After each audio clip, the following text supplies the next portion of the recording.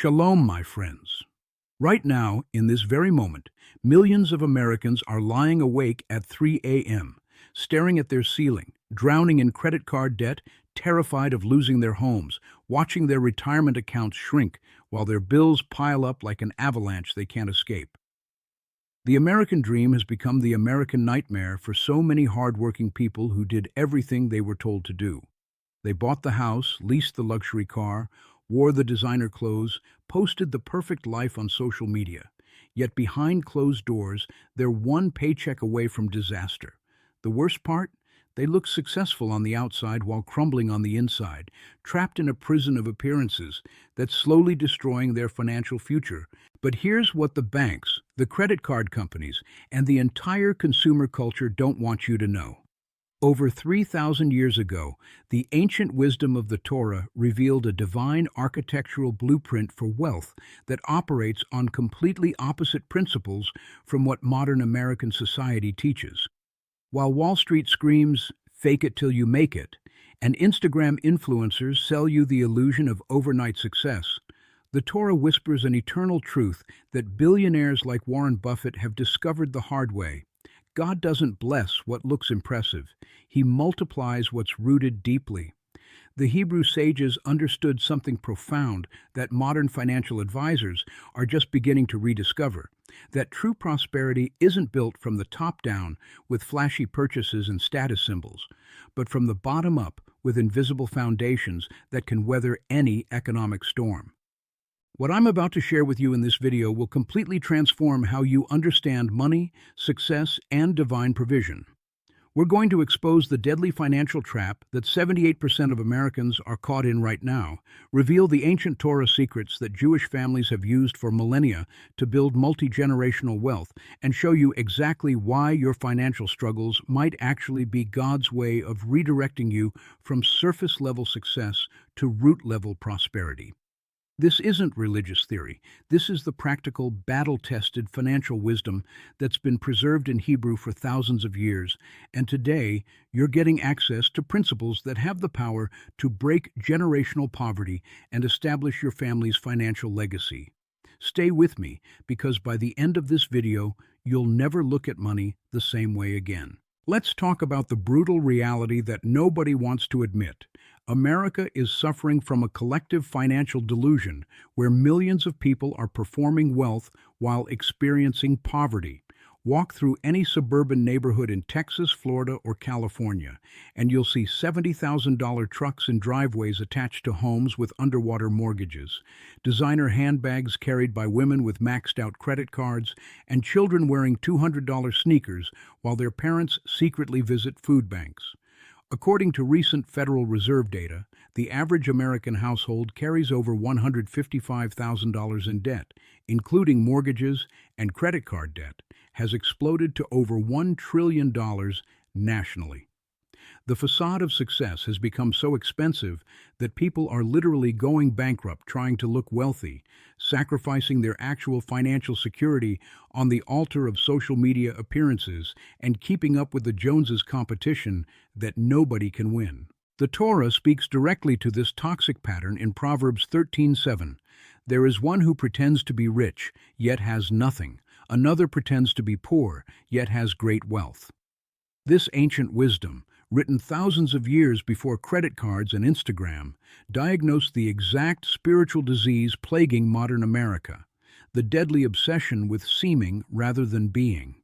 The Hebrew word for this pretense is mithpale, which carries the connotation of making yourself appear to be something you're not. And the sages teach that this behavior doesn't just harm your finances, it actually blocks divine blessing because it's rooted in deception and pride. When you present a false front to the world, you're essentially lying about your reality, and the Torah is crystal clear. God cannot build genuine prosperity on a foundation of illusion. The external show of wealth is like painting a rotting tree gold. It might look impressive for a season, but the decay underneath continues until the whole structure collapses. Here's the devastating truth that the financial industry profits from hiding. Every dollar you spend on appearances is a dollar stolen from your foundation. When you lease that luxury vehicle instead of driving a reliable paid-off car, you're not investing in transportation. You're renting temporary admiration from strangers who don't care about you while bleeding $500 to $800 monthly that could be building your emergency fund, retirement account, or children's education fund. When you buy that designer outfit on credit to impress people at a party, you're trading months of financial stress and interest payments for 2 hours of shallow validation from people who won't remember what you wore by next week. The Torah's genius is that it exposes this trade for what it truly is: selling your future peace for present pride, exchanging lasting security for fleeting status, choosing the approval of man over the blessing of God. And the American economy has weaponized this weakness, creating an entire culture that measures your worth by your possessions, knowing that insecure people make excellent consumers and terrible wealth builders. The Torah introduces us to a revolutionary concept that completely contradicts modern financial thinking: the principle of shorish, root, versus anaf, branch.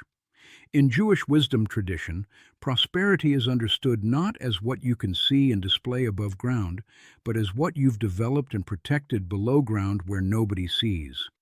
Consider the mighty oak tree. What makes it capable of weathering 100-year storms, supporting massive weight, and producing abundant fruit isn't the impressive trunk or spreading branches that everyone photographs. It's the extensive root system buried in darkness that nobody admires. The Hebrew sages teach that God operates on this same principle with finances. He looks at what you're building in secret: your character, your discipline, your wisdom, your genuine value creation, not what you're showing off in public. This is why the Torah repeatedly emphasizes beseder, in hiddenness, as the place where divine blessing originates, while warning against gasut ruach, haughtiness of spirit, as the attitude that repels God's provision.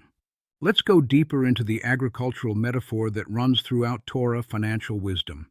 In Deuteronomy 8:18 we read, "Remember the Lord your God, for it is He who gives you power to get wealth."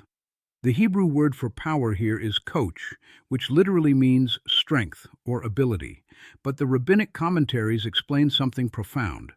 This power isn't given to those who already look successful. It's given to those who've developed the internal capacity to handle prosperity without it destroying them. Think about this carefully. God doesn't bless appearances because appearances can't hold weight. Imagine trying to hang a 100-pound chandelier from a paper ceiling decorated to look like marble. The beautiful appearance can't support actual abundance. This is why so many lottery winners and overnight success stories end up bankrupt within years. They received the fruit without developing the root system to sustain it. The Torah's wisdom is that God strengthens your roots first: your character, work ethic, financial discipline, serving capacity, wisdom in decision-making, because He knows that when your roots are deep and strong, the fruit will come naturally and sustainably. The Talmud provides a stunning teaching that directly applies to modern American financial struggles. Who is rich? One who is satisfied with his portion. Pirkei Avot 4:1. At first glance, this seems like a platitude, but the deeper Hebrew reveals something revolutionary. The word for satisfied is samiach, which means joy, and the word for portion is chelko, which means his specifically allocated share. The sages are teaching that true prosperity begins when you stop comparing your chapter 1 to someone else's chapter 20, stop measuring your success by external standards, and start recognizing and maximizing what God has actually placed in your hands right now. This is root-level thinking. Instead of performing wealth you don't have, you cultivate wealth from the resources you do have. Instead of going into debt to project success, you build genuine success from living below your means. Instead of seeking the admiration of men through impressive displays, you seek the blessing of God through faithful stewardship of small things, trusting that He who sees what you do in secret will reward you openly, not with what impresses others, but with what genuinely builds your capacity for sustainable, multi-generational prosperity. Now we need to address the elephant in the room that's crushing American families: consumer debt. In the United States today, over 45% of credit card users carry balances month to month, paying average interest rates of 20 to 25%, which means they're literally paying double or triple the original price for things they bought to impress people. But here's what most people don't understand. The Torah doesn't view debt as merely a financial issue. It identifies debt as a spiritual condition that attacks the very root system of your prosperity and places you in a form of bondage that God never intended for His people. Proverbs 22:7 declares with zero ambiguity, the borrower is slave to the lender. The Hebrew word for slave here is eved, the same word used to describe the Israelites' bondage in Egypt. And this isn't poetic exaggeration. It's a precise description of the spiritual reality that debt creates. When you owe money, you are not free. Your time belongs to your creditors. Your income is already obligated before you earn it. Your decisions are constrained by payment schedules, and your future is mortgaged to your past choices. Let's examine exactly how consumer debt destroys foundations with surgical precision. Imagine you're trying to plant a tree, and every day someone comes and pours acid on the soil around the roots. You can water it, fertilize it, and tend it carefully, but as long as that acid keeps attacking the foundation, the tree can never thrive. This is precisely what debt does to your financial foundation. It's financial acid. Every month, interest payments drain resources that could be strengthening your root system, forcing you to work harder just to stay in the same place, creating what economists call the hamster wheel effect, where you're running constantly but never moving forward. The Torah wisdom here is profound. God wants to multiply your resources, but multiplication requires seed capital. When all your seed is being paid to credit card companies in interest, money that produces absolutely nothing for your future, you've cut off your own path to prosperity. You're literally paying banks for the privilege of appearing successful while ensuring you'll never actually become successful. This is why the Hebrew sages taught that avoiding unnecessary debt is one of the most fundamental acts of honoring God with your resources. But here's where Torah wisdom gets really practical and powerful. The concept of heder iska, which is the Jewish approach to ethical lending and borrowing that's been used in Jewish communities for centuries to prevent the debt trap. The principle is simple but revolutionary. Money should only be borrowed for investments that produce returns greater than the cost of borrowing, never for consumption or appearances. This means financing a business that generates income, potentially wise if structured correctly. Financing education that increases your earning capacity, potentially strategic. But financing a vacation, a wedding, designer clothes, restaurant meals, or anything that depreciates or gets consumed. Financial suicide that the Torah explicitly warns against. The rabbis teach that borrowed money is like borrowed time. You must account for both the principal and the cost. In practical terms for Americans drowning in credit card debt right now, every dollar in consumer debt is a declaration that you value present comfort and appearances more than future freedom and stability. And God cannot bless that priority system because it violates the fundamental principle of building from the root up. The path to prosperity begins the moment you decide that freedom from debt is more important than the approval of people who aren't paying your bills. The Torah reveals something that modern financial advisors are finally beginning to understand. The wealth that lasts isn't built through conspicuous consumption, but through invisible accumulation.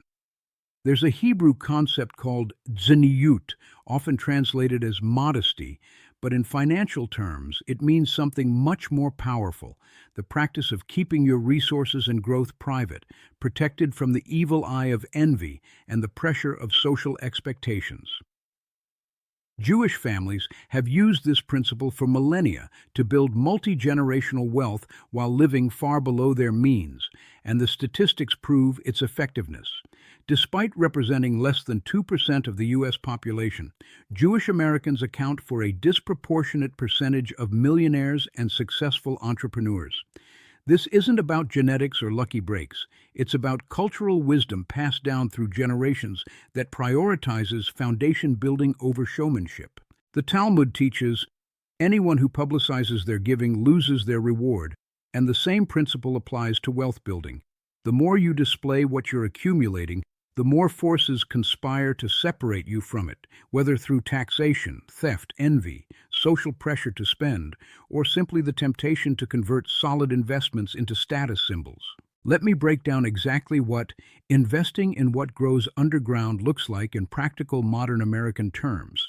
First, it means prioritizing the boring, invisible financial moves that compound over time, automatically depositing into retirement accounts before you see the money, building an emergency fund that sits untouched in a high-yield savings account where nobody can admire it, paying off your mortgage early instead of upgrading to a bigger house, driving a reliable used car that's fully paid off instead of leasing something impressive, choosing store brands over name brands, and pocketing the difference into index funds. The Torah principle here is Maaseh Bereshit, beginning actions that seem small but contain seeds of enormous future growth. The Hebrew sages understood exponential growth long before compound interest was mathematically calculated. They taught that a single righteous action today can produce fruits 30, 60, or 100-fold in the future. This is exactly how compound interest works in investing. A single dollar invested at age 25 can become $88 by age 65 at 8% annual returns. But that same dollar invested at age 45 only becomes $21. The difference isn't luck, it's understanding that roots take time to grow deep, and the earlier you start building underground, the more massive your tree becomes. Here's the revolutionary part that changes everything. The Torah teaches that what you hide from public view, God multiplies in private reality. 2 Kings chapter 4 tells the story of the widow who came to the prophet Elisha in desperate financial straits, about to lose her sons to creditors. Elisha asked, "What do you have in your house?" She replied, "Nothing except a small jar of oil." He told her to gather empty vessels in private and pour the oil, and it multiplied until every vessel was full. The Hebrew sages extract a profound financial principle from this narrative. God multiplies what you acknowledge you have, no matter how small, what you work with in hiddenness, gathering vessels privately, not making a public show, and what you use to serve actual needs. The oil was to pay her debt and save her sons, not to impress neighbors. This is the exact opposite of the American consumer model that says, show off what you don't have to impress people and hide your actual financial struggles in shame. The Torah way is be honest about where you are, work quietly and consistently on what matters, use your resources for genuine needs and strategic investments rather than appearances, and trust God to multiply what you steward wisely. The widow didn't post her miracle on social media. She sold the oil, paid her debts, and lived on the rest in security. That's root-level prosperity, foundations so solid that storms can't shake them. We now come to one of the most powerful and least understood financial principles in all of Torah, the law of Bikurim, or firstfruits. Proverbs 3:9-10 commands, "Honor the Lord with your wealth and with the first fruits of all your produce. Then your barns will be filled with plenty, and your vats will burst with new wine." Most Americans completely misunderstand this verse, thinking it's just about religious tithing or charitable giving. But the Hebrew reveals something far more profound about the root system of prosperity. The principle of firstfruits teaches that whatever comes first in your financial life determines what multiplies. If debt payments come first, debt multiplies. If status purchases come first, the need for status multiplies. If saving and strategic investing come first, wealth multiplies. If honoring God with the first portion comes first, divine blessing multiplies. The word bikurim literally means the first ripened fruits, and the principle is that you don't wait to see if there's enough left over after all your wants are satisfied. You establish your priorities by what you allocate first, not last, and God then fills the remaining space according to your priority system. Let's get brutally practical with how this transforms American financial struggles. Right now, most Americans operate on a pay everyone else first, save if there's anything left model. The paycheck comes in, The mortgage/rent is paid, car payments are made, credit cards are serviced, groceries and gas are purchased, entertainment is consumed, and if anything remains, maybe something goes into savings or investments. This approach guarantees permanent financial mediocrity because you're telling God through your actions that your priority system is 1. Obligations to banks and creditors, 2. Consumption and comfort, 3. Maybe future prosperity if convenient. The Torah flips this completely upside down with the Firstfruits Principle. The very first portion of every income, whether paycheck, business profit, tax return, or unexpected windfall, gets allocated according to your declared priorities before anything else touches it. In practical terms, this means setting up automatic transfers on payday. First 10% to giving, honoring God, tithing to support spiritual work that feeds your soul. Second, 10 to 20% to yourself, investments, paying your future self before paying current creditors. And then, only then, allocating the remaining 70 to 80% to living expenses, debt payments, and discretionary spending. This isn't religious theory. It's a proven mathematical formula that Jewish families and financial advisors like Dave Ramsey have validated for decades. But here's where the supernatural element enters that separates Torah wisdom from mere budgeting advice. God promises that when you honor Him first with your finances, He personally ensures that the remaining portion covers what you need in ways that defy natural explanation. The prophet Malachi delivers one of the most audacious challenges in all of Scripture in Malachi 3:10. Bring the full tithe into the storehouse, and thereby put me to the test, says the Lord of hosts, if I will not open the windows of heaven for you and pour down for you a blessing until there is no more need. This is literally God saying, I dare you to trust this system, prioritize honoring me with your first fruits, and watch me make your remaining resources supernaturally stretch and multiply beyond mathematical logic. Thousands of Americans who've taken this challenge report the same phenomenon. Their 80% goes further than their previous 100%. Unexpected income appears exactly when needed. Expenses mysteriously decrease, and peace replaces financial anxiety. The root principle here is that God doesn't need your money. He owns everything. But He absolutely requires your trust demonstrated through priority setting. And when you prove you trust Him more than your paycheck, He takes personal responsibility for your provision.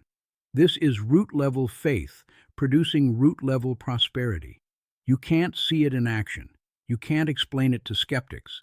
But the fruit in your life becomes undeniable over time. Now we arrive at the ultimate goal of Torah prosperity principles, building a financial foundation so deep and strong that it provides for your children, your grandchildren, and beyond. Proverbs 13:22 declares, a good man leaves an inheritance to his children's children.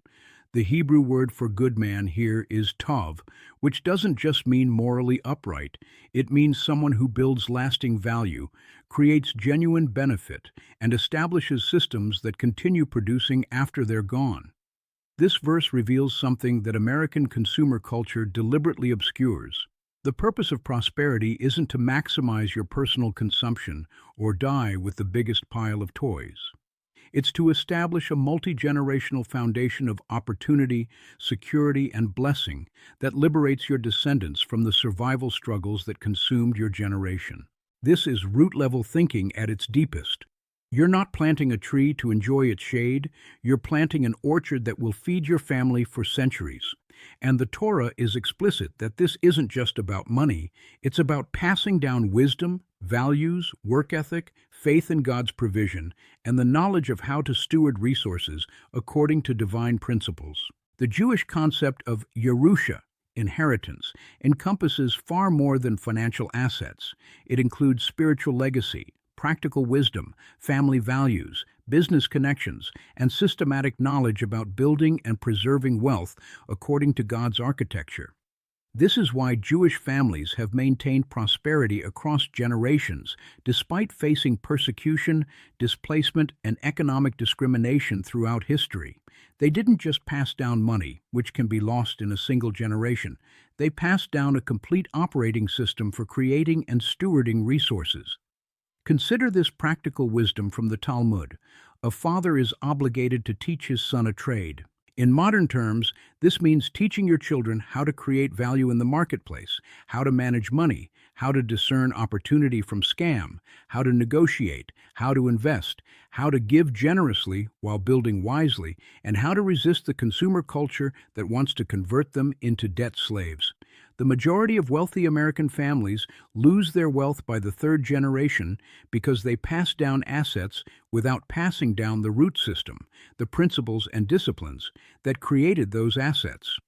The children get the money without getting the wisdom, and they consume in one generation what took 3 generations to build. Here's the action step that transforms this from theory to generational reality. Start building your family's financial foundation today, regardless of how damaged it currently is. The Torah principle is teshuvah, return, repentance, radical course correction. God doesn't require you to be perfect. He requires you to start moving in the right direction and stay consistent. If you're buried in debt, your generational foundation begins with this decision. The consumer debt cycle ends with me. My children will not inherit my financial bondage. Then you create a brutal but liberating plan. Cut expenses to the bone, work extra income sources if necessary, attack debt with gazelle intensity, as Dave Ramsey calls it, and refuse to accumulate new consumer debt no matter what. Once debt-free, you redirect those former debt payments into building. Emergency fund first, 3 to 6 months expenses, then retirement investing, 15% of income minimum, then children's education funding, then mortgage payoff, then taxable investments and business opportunities. Simultaneously, you teach your children by including them in age-appropriate financial discussions, modeling contentment and delayed gratification, explaining investment principles, involving them in charitable giving, and explicitly warning them about the consumer traps that almost destroyed your family. This isn't fast or glamorous, it's root work. You're rebuilding a foundation in darkness that nobody can see or congratulate you for. But in 10 years, 20 years, when your children are graduating college debt-free, when you're retiring with dignity, when unexpected crises don't devastate your family because your emergency fund handles them, when your grandchildren have educational trusts established before they're born, that's when you'll understand that God didn't strengthen your appearances. He strengthened your foundations, and foundations, once properly built, support generations. We've covered profound territory today, and if you're feeling overwhelmed, that's actually a good sign. It means the Spirit is awakening you to truth that has the power to transform not just your finances, but your entire family's trajectory for generations. Let's be absolutely clear about what we've discovered. The American system of consumer capitalism is designed to keep you broke, stressed, and dependent by convincing you that prosperity is about what you display rather than what you build. Credit card companies profit when you're in debt. Car dealerships profit when you lease instead of own. Fashion brands profit when you chase trends. Social media profits when you compare your real life to others' highlight reels and feel inadequate enough to spend money improving your image. Every commercial, every advertisement, every influencer partnership is engineered to sell you the lie that success is visible, purchasable, and available on credit. When the ancient wisdom of Torah reveals that true prosperity is invisible, cultivated through discipline, and built on the foundation of God's principles applied consistently over time. The choice before you right now is stark. Continue the path of performing wealth while experiencing bondage, or embrace the humility of building wealth according to divine architecture, even if nobody applauds the process. The Torah's message about foundations versus appearances isn't complicated, but it is countercultural and will cost you the approval of people who measure worth by externals. You will drive a less impressive car than your coworkers. You will live in a smaller house than your income could afford in debt. You will wear clothes that are quality but not branded. You will skip vacations that would make great Instagram posts. You will say no to social pressure to spend on appearances. And for a season, sometimes a long season, people will judge you, question your success, maybe even pity you for not living your best life.